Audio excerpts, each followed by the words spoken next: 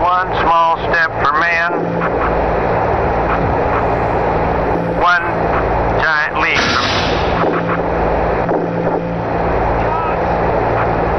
So, I guess you want to do it again.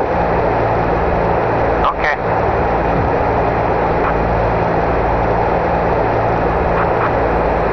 Sorry, Mr. Corsi. What's up, good people? At NASA, we are always looking upward, keeping an eye on the sky for potential hazards and exploring asteroids to help us unlock the secrets of the formation of not only our solar system, but the universe. Well, we have a new mission, NASA's Double Asteroid Redirection Test. It's known as DART. And it's going to help us learn if by intentionally crashing a spacecraft into an asteroid to see if there's any slight change in its trajectory. And this collision will change the asteroid ever so slightly so that if you got it way, way away from Earth, if it was inbound to Earth, you could change that trajectory and it would escape Earth. And what DART's going to do, it's going to ram this asteroid, that is an asteroid revolving around another asteroid, it's going to ram it at 15,000 miles an hour and see if we can change that trajectory just a little bit.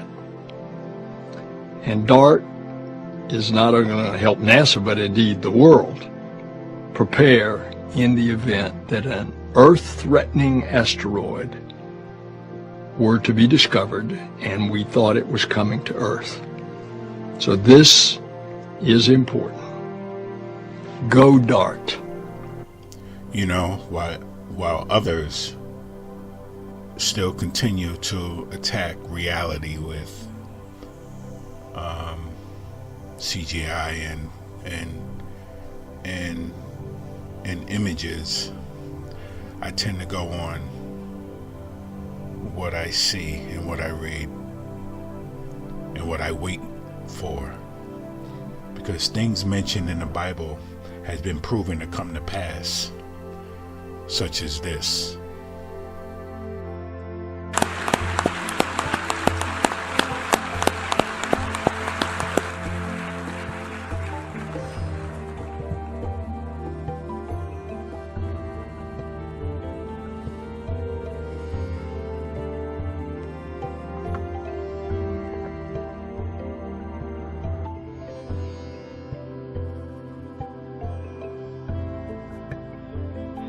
Mr. President, ladies and gentlemen, good morning. Once again, following a tradition by which I feel honored, the Secretary General of the United Nations has invited the Pope to address this distinguished assembly of nations. In my own name and that of the entire Catholic community, in my own name and that of the entire Catholic community. In John of the New Testament, I came across something that I was watching.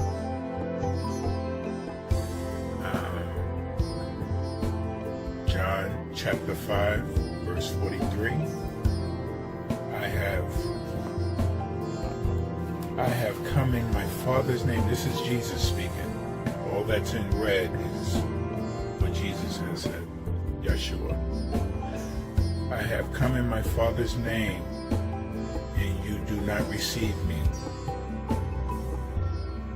If another comes in his own name, him you will receive. That's exactly what he just said. So if Yeshua HaMashiach can predict that a statement and it comes to pass, it actually happened. Not only that, the flat earth symbol was right above his head. But if Yeshua can do that, and man can't even predict the weather right, they got to use cartoons and CGI for that, then it's safe to say that the things that men say are often fairy tales. Here we go with this prediction of exactly what DART was going to do. Knowing that it was a test, not yet proven, never recorded, but they knew exactly what was going to happen. We are monitoring a live situation right now. It's actually a major collision in space, so let me tell you about it. This is a live image on your screen. NASA is about to intentionally crash a spacecraft into an asteroid, and they're going to do it right here on live television, and when literally we're in the last minute. The asteroid named Dimorphos you're looking at on your screen. The spacecraft is NASA's Double Asteroid Redirection Test Spacecraft. That's a lot. Call it DART. Now, Dimorphos poses no threat to Earth tonight, but the goal for NASA is to see if they can push the asteroid off course. So it's something they could do in the future to prevent Earth from Armageddon. It is the first time NASA is attempting a test like this. So let's go straight to Kristen Fisher at Johns Hopkins Applied Physics Lab. She's in Maryland, where Mission Control is. Colonel Layton also is with me because he's worked closely with NASA and has a good understanding here of this situation. So, Kristen, we've got this live image on the screen. You're there in the control room. This is a first, an unprecedented event. Tell us what we're looking at. Well, Aaron, we are now exactly 2 minutes and 58 seconds to impact. And what you're seeing right now on your screen is all live images from a camera that is mounted on the DART spacecraft. And for a mission this complicated and consequential, what's about to happen is actually quite simple. NASA is going to take this multi-million-dollar spacecraft and just slam it into an asteroid. Not the asteroid, the biggest one right in front of you on your screen. That big asteroid at the center of your screen, just to the left, that is Didymos. That is what the DART spacecraft has been targeting for the better part of 10 months while it's been in space. Its target is that smaller asteroid, Dimorphos. And so this spacecraft is traveling at a speed of 4 miles per second, not per hour, 4 miles per second. That's about 14,000 miles per hour. And Aaron, it is going to, in 2 minutes, slam into that smaller asteroid on the right, Dimorphos. You're going to watch as it fills your screen.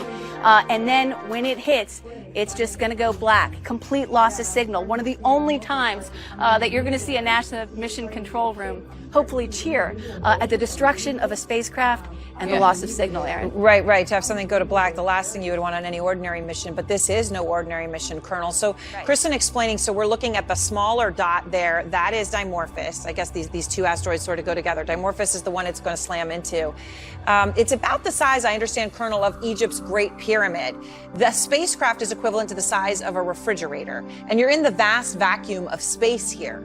How is NASA, how amazing is it that NASA could pull this off? Well, this is incredibly amazing. This is really the first time, Aaron, that we are using things that we've talked about in science fiction, things that we see in movies and in the TV series that is really designed to protect the environment and the planet itself. You go back to the time of the dinosaurs, and the theory is that the dinosaurs were made extinct because of an asteroid or a series of asteroids hitting the Earth. There was a case in Russia in the early late 19th century, early 20th century, where we actually had an asteroid hit Siberia that resulted in a lot of destruction of territory there. Luckily, not very populated territory. But and the fairy tales that he's speaking about the dinosaurs being wiped out, here is what he's talking about that happened in Siberia. No holes. Just a few burned trees. Okay, something that supposedly exterminated dinosaurs. It happened here, And it happened again in Siberia. It's the famous one you all seen from the dash cam that blew off some windows and probably 1,000 people were hurt. I don't know. If you ask me, I could speculate too to some theories. Russia, America, you do the math. But what I do know and observe is that there are no meteors coming here constantly hitting Earth as we're flying through space blindly. And you setting up some damn CGIs to blow up some damn asteroids or move it or nudge it. I talked about this a year ago, nudging damn asteroids out the way. So to this date, the dinosaurs were the only one that got exterminated from Earth by asteroids. Now, there seems to be some type of cushion with these asteroids because they're not doing that much damage. They fall in the oceans. We don't see all of them. Huh? Come on, man. Show me. Show me. Show me. Or you're just telling me what you've been told. Come on now.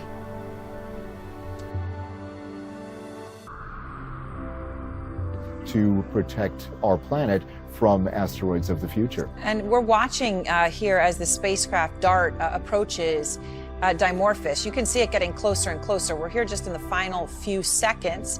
14,000 miles an hour is what you're watching. The camera that we're watching is traveling 14,000 miles an hour on DART, the spacecraft, the refrigerator-sized spacecraft that's going to slam into Dimorphos here. We're just literally a few seconds away. So I understand, Kristen, as it gets closer, we're just going to see it get closer and closer, and then literally, I kind of hear a lot of talking behind you. We're going to just see an explosion, then it go to black.